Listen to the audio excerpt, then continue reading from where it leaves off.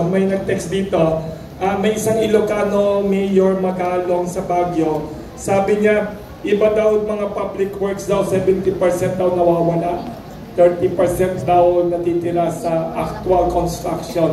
What is your reaction to these kinds of, ano daw? Well, ako, I've always been against yung comparison, for that matter, in any shape or form. Kasi nung pinagbawalan ng Supreme Court sa akin ng forest issue, nagdeklara ang Supreme Court na unconstitutional yung comparison. Pero may definition. Madaling pa ikutan yung definition kasi sabi nila walang post enactment na parang legislation o post enactment implementation. Kasi during that time, yung 200 million per senator, bahala mag-identify yung individual senator kung saan niya dadalhin. Ano yung lump sum, so to speak. Ang congressman, I think, nasa mga 70. Soft and hard.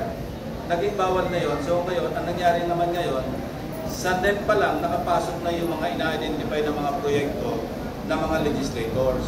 Ako, ito yung dahilan kung bakit sabi ko nga kanina, sa estimate ng mga staff, kumabot ng 300 billion dahil sa ka-realign na hindi pinapayagan dahil sa aking pag-posisyon ng budget, kaya mabit ng ganong kalaki yung sinasabi kong natipid ng Bansang Pilipinas dahil sa pag-posisyon sa budget. So, dapat talaga i-streamline yung pagpapatupad ng ating national budget. Huwag na sana sumali yung mga legislator sa pag-implement na kasi after all, hindi namin talaga trabaho yun. At trabaho namin, magbantay at kasama na yung oversight ng pagkamaling implementation sa susunod na budget hearing o budget measure na ipapasa or even in the course of its implementation, pwede kami mag-check kasi kaya nga check and balance. Thank you. On a lighter